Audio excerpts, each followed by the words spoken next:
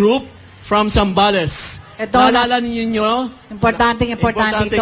Para malaman natin kung ano nangyayari diyan. Mr. Anthony Collado. Hello.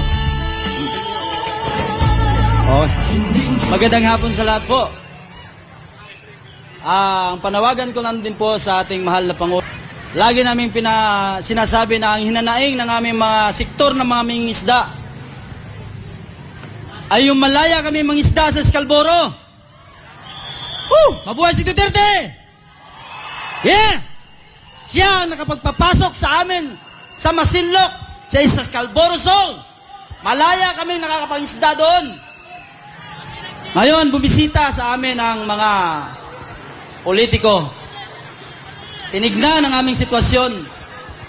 Ngayon, hindi na kami nakakasabay sa mga bilihin.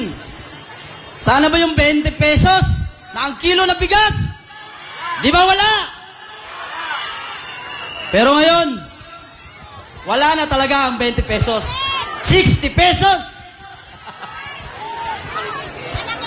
Ang hinanaing lang namin, nung si Duterte pang nakaupo, maniwala kayo sa hindi, labas, sa loob ng lagoon ng sa labas ng Scalboro, paikot-ikot kami dyan, nangingisda.